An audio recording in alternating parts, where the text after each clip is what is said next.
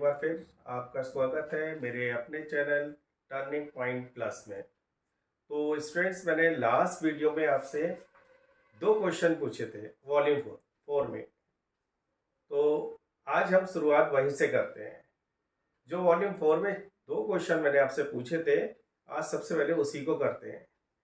देखिए, मेरे बोर्ड पे दोनों क्वेश्चन लिखे हुए हैं और आपने शायद इसके आंसर कर लिए होंगे।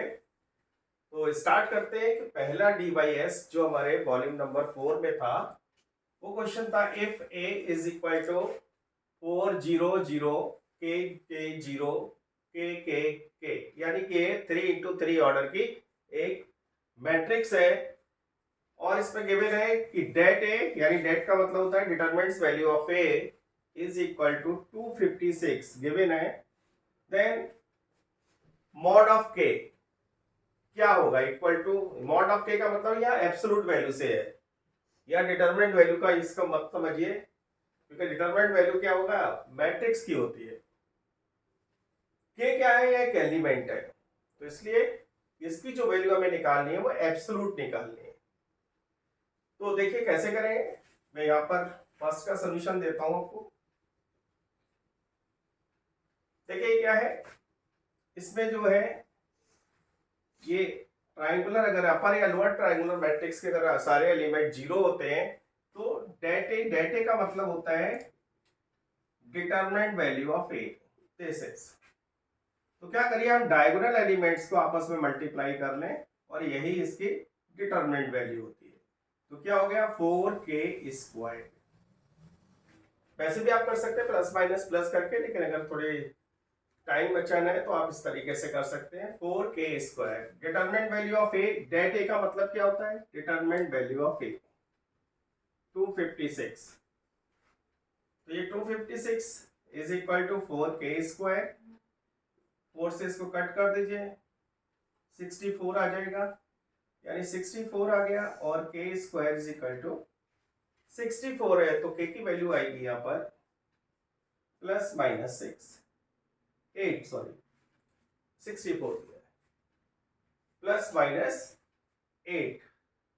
लेकिन आपको मालूम है यहाँ पूछा क्या गया है, एब्सोल्यूट वैल्यू ऑफ k, यानी कि इसमें कौन सी वैल्यू आएगी, केवल प्लस वाली आएगी, नेगेटिव वाली नहीं आएगी। अगर ऑप्शन में या तो दिया नहीं है, लेकिन ऑप्शन में अगर प्लस माइनस 8 दिया है तो हो सकता है आप जल्दीबाजी में, दिया है ए में, दिया भी है, देखिए दिया भी है, ए में दिया है प्लस माइनस 8 और ये दिया है 8। तो कुछ स्टूडेंट्स क्या करते हैं, इसको सही मान लेते हैं, लेकिन सही आंसर हमारा क्या है, +8 है। तो ऐसी जल्दबाजी में ऐसी गड़बड़ी ना करें। वो कह रहा है एब्सोल्यूट वैल्यू ऑफ के, तो यहाँ आंसर आएगा +8, -8 को अवॉइड कर देंगे। तो स्टूडेंट्स ये क्लियर हो गया होगा। अब चलते हैं अब सेकंड क्वेश्चन की ओर। सेकंड क्वेश्चन क्या करता है, a is equal to 2 × 2 order की एक मैट्रिक्स दी है, x3 - 2 7, a इनवर्स दिया हुआ है 7/34 1/17 -3/34 और 2/17। अब देखिए इसको भी सॉल्व करते हैं। आपको मालूम है एक आइडेंटिटी होती है, वो आइडेंटिटी आपको पता होगा, a × a inverse, a × a inverse. इसको मैं रफ कर देता हूं। अब देखिए एक आइडेंटिटी होती है a × a इनवर्स, क्या होती है, सोचो, आई आइडेंटिटी। ये भी उसी ऑर्डर का होगा जिस ऑर्डर का ए होगा, यानी ए हमारा 2 × 2 ऑर्डर के है, तो आई भी हमारा 2 × 2 ऑर्डर का होगा, यानी कि 1 0 0 1। ए हमारा दिया है, यही मैं देखिए कैलकुलेशन कर लेते हैं, मुझे x की वैल्यू निकालनी है, तो मैं x को या तो इस C1 से मल्टीप्लाई करके निकाल सकता हूं या C2 से मल्टीप्लाई करके निकाल सकता हूं। C1 से मल्टीप्लाई करूंगा तो कंपेयर करूंगा 1 के साथ, और अगर मैं C2 के साथ मल्टीप्लाई करता हूं तो कंपेयर करूंगा 0 के साथ। आप जिससे साथ करना चाहें इसको कर सकते हैं, लेकिन अगर C2 के साथ अगर निकाला जाए तो ये इजी हो जाएगा। आप क्या करिए, इसको इसके साथ मल्टीप्लाई कर लीजिए, x × 1/17, दिस इज x/17 आ जाएगा, -2 और 2 ये हो गया -4/17। अब देखिए ये क्या हो गया, ये आपकी पोजीशन अगर आप देखा जाए मैट्रिक्स में, तो हमने ये पोजीशन तो निकाली नहीं, ये वाली निकाल ली, बाकी ये छोड़ दीजिए, हमें मतलब ही नहीं है, हमें तो एक्स की वैल्यू निकालनी है। तो किसी एक को हम मल्टीप्लाई करके अपना टाइम बचा सकते हैं। तो क्या करें हम, ये हो गया हमारा, इसे कंपेयर कर लीजिए, यहाँ पर कौन सी वैल्यू आ रही है, 0, x upon 17 minus 4 upon 17 is equal to 0। तो ये हमारा हो जाएगा x upon 17 is equal to 4 upon 17। 17 से कैंसिल आउट हो गया, तो x की वैल्यू क्या आ गई, 4 आ गई। x की वैल्यू 4 आ गई है, और x की वैल्यू 4 जो है हमारी, आपने देखा होगा डी ऑप्शन में ये x की वैल्यू 4 है, तो डी ऑप्शन यहाँ करेक्ट होगा। ये मैंने रफ किया था तो ये मिट गया है, तो यहाँ पर x की वैल्यू हमारी क्या आएगी, 4 आएगी। तो ये पुराने वाले क्वेश्चन थे जो वॉल्यूम 4 में पूछे गए थे, ये दोनों क्वेश्चन है। अब हमारे पास आता है वॉल्यूम 5। तो स्टूडेंट अभी वॉल्यूम 5 जो है, वॉल्यूम 5 के लिए हम क्या करेंगे, इस बार मैं सॉल्व नहीं करूंगा। वॉल्यूम 5 में मैं आपको DYS के कुछ क्वेश्चंस दे रहा हूं, इनको आप सॉल्व करिए। पहले के 4 वीडियो में मैंने काफी सारे क्वेश्चंस आपको दिए हैं, तो DYS के ये क्वेश्चन, ये लास्ट है इस टॉपिक से रिलेटेड, MCQ का लास्ट वीडियो है। इसके बाद हम दूसरे टॉपिक की ओर जाएंगे और उससे रिलेटेड MCQ करेंगे। तो जैसे ही हमारी MCQ की सीरीज खत्म हो जाएगी, बाकी हम जो शॉर्ट क्वेश्चंस हैं, लॉन्ग क्वेश्चंस हैं, और हमारी जो है केस स्टडी टाइप के क्वेश्चंस हैं, उन पे हम आगे डिस्कस करेंगे। तो चलते हैं DYS क्वेश्चन। 3 क्वेश्चन पहले इसमें लिखे हुए हैं जो आपको करने हैं। मैं केवल इसको पढ़ देता हूँ, थोड़ा सा आपको हल्का सा हिंट भी देता हूँ कि मोस्टली क्वेश्चंस मैंने वही सिलेक्ट किए हैं जो अक्सर बोर्ड में आए हैं और अक्सर बोर्ड में पूछे जाते हैं। तो इनको आप ध्यान से कर लीजिए, और मुझे लगता है कि आने वाले एग्जाम में भी ये आपके लिए बहुत बेनिफिशियल होंगे। तो देखिए पहला क्वेश्चन मैंने दिया है, if A is a square matrix of order 3 such that A into adjoint of A is equal to 10i। 10i दिया हुआ है, इसे 100 बनना पड़ेगा, 10i, then adjoint mod of adjoint A equal to, यानी कि हमें determinant value of adjoint A की निकालनी है, वो इन 4 ऑप्शन में क्या होगी। तो आपको मालूम है इसकी एक आइडेंटिटी होती है, पता होगी, याद किया होगा, बस वही आपको पुट करना है, वहीं से रास्ता मिलेगा आपको। तो इसको आप ट्राई करिएगा। ये क्वेश्चन कुछ अलग ही है, बहुत अच्छा है, मुझे लगता है जितने क्वेश्चन है उनमें से ये बहुत अच्छा क्वेश्चन है। सेकंड क्वेश्चन पे हम फोकस करते हैं। कहते हैं 2 इंटू 2 ऑर्डर के डिटर्मिनेंट है, ये भी ऑर्डर 2 की डिटर्मिनेंट है। Find number of all possible pair, देखिए इस पर फोकस रखिए, pair of values of x and y if x and y belongs to natural number. x और y क्या है, हमारे नेचुरल नंबर। अगर आप इसको सॉल्व करेंगे, आप देखिए ये कुछ स्टूडेंट्स क्या होता है, बड़ा जल्दबाजी में मैट्रिक्स और डिटरमिनेंट में डिफरेंस नहीं क्रिएट कर पाते।